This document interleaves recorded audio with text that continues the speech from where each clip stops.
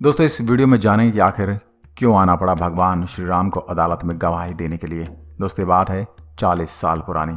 एक छोटे से गांव में एक नाव वाला रहा करता था जिसका नाम भोला था।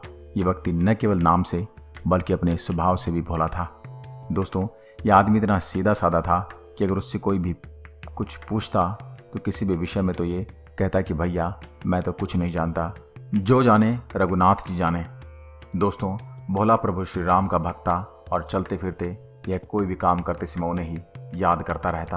आपको बता दें, भोला के 2 लड़के और एक लड़की थी। जब उसकी लड़की के विवाह की उम्र हुई तो भोला के लड़के ने उससे कहा कि पिताजी, बहन के विवाह के लिए क्यों ना यहाँ के सेठ जी से कुछ समय के लिए थोड़े पैसे उधार ले ली जाएं और बाद में हम उसे ब्याज समेत लौटा देंगे। भोला ने ठीक वैसा ही किया। उसने वहाँ के सेठ से कुछ वक्त के लिए थोड़े रुपए उधार ले लिए और अपनी लड़की के विवाह के पश्चात एक निश्चित समय में ब्याज सहित पूरे पैसे को चुका दिया। जब भोला ने उस जमींदार को पूरे पैसे लौटा दिए तो जमींदार ने भोला को एक पर्ची दी जिसमें लिखा था कि उसने पूरे ब्याज सहित पैसे चुका दिए हैं। सेठ ने भोला को कहा कि देखो और इसे पढ़कर बताओ कि इसमें क्या लिखा है। अब अनपढ़ भोला तो बेचारा सीधा साधा था, वो क्या जाने, तो उसने हमेशा की तरह ही बोला कि मैं कुछ नहीं जानता, जो जाने रघुनाथ जी जाने। यह सुनकर सेठ के मन में लालच आ गया और उसने भोला से बोला कि भोला, ज़रा मेरे लिए गिलास पानी ले आओ। जब भोला पानी लेने गया तो सेठ ने उस पर्ची को दूसरी पर्ची से बदल दिया। इसमें लिखा था कि अभी इसने पूरे पैसे नहीं दिए। फिर कुछ दिनों के पश्चात सेठ ने अदालत में भोला पर मामला दर्ज कर दिया कि इसने पूरे पैसे नहीं चुकाए। जब जज ने बोला कि इस बारे में आपका क्या कहना है, तो भोला ने वो पर्ची दिखाई जो उसके पास रखी थी। लेकिन दोस्तों, उस पर्ची में तो यही लिखा था कि इसने अभी पूरे पैसे नहीं दिए हैं। तो जज ने जब भोला से उस पर्ची पर लिखा क्या है बताया तो भोला ज़ोर ज़ोर से रोने लगा और फिर हमेशा की तरह बोला कि मैं कुछ नहीं जानता, जो जाने रघुनाथ जी जाने। अब जज थोड़ा दयालु था। उस दिन अदालत का समय ख़त्म होने के पश्चात उसने भोला को बुलवाया और पूछा कि जब तुमने उस जमींदार को पैसे दिए थे तो क्या तुमने दोनों के सिवाय और भी कोई वहाँ मौजूद था। इस पर भोला ने जवाब दिया कि हम दोनों के सिवा वहाँ सिर्फ रघुनाथ जी थे और इनके अलावा वहाँ कोई भी नहीं था। तो दोस्तों, जज को लगा कि शायद ये कोई गांव में रहने वाला व्यक्ति होगा। तो जज ने रघुनाथ जी के नाम की चिट्ठी भेजी और उधर पोस्टमैन चिट्ठी लेकर घूमते घूमते परेशान हो गया, लेकिन इस नाम का कोई व्यक्ति नहीं मिला। फिर आखिर में एक आदमी ने उसे बताया कि यहाँ पर रघुनाथ का एक मंदिर है, हो सकता है कि चिट्ठी वहाँ की हो। और पोस्टमैन ने फिर वैसा ही किया। वह चिट्ठी लेकर रघुनाथ जी के मंदिर में गया जहाँ भोला रहता था।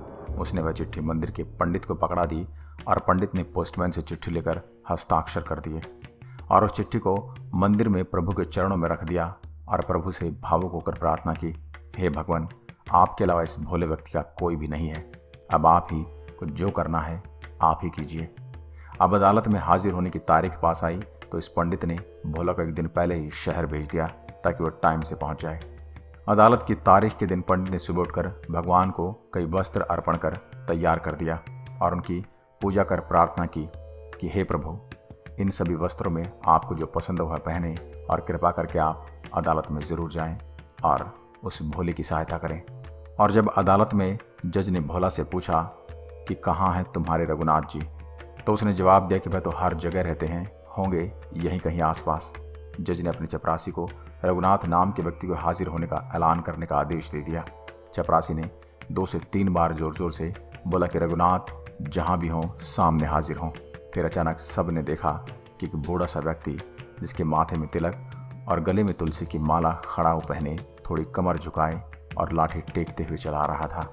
उस बूढ़े आदमी को कटघरे में खड़ा कर जब जज ने पूछा कि क्या तुम्हारे सामने इस भोला ने सेठ को पूरे पैसे चुका दिए थे, तो उन्होंने जवाब हाँ में दिया।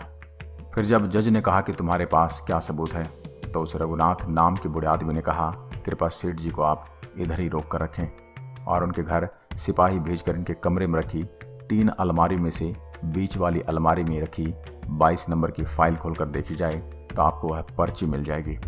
इसमें सेठ ने भोला के द्वारा चुकाए गए पैसे का विवरण दिया था। जज ने सिपाही भेजे और वैसा ही हुआ। जज ने भोला को फिर बरी कर दिया और उस सेठ को सज़ा सुनाई। तो दोस्तों, आज के लिए बस इतना ही। ये वीडियो आपको कैसी लगी हमें कमेंट करके ज़रूर बताएं। इस वीडियो को ज़्यादा से ज़्यादा शेयर करें। अगर वीडियो पसंद आए तो लाइक करिएगा और ऐसी वीडियो देखने के लिए हमारे पेज को फॉलो ज़रूर करें। धन्यवाद।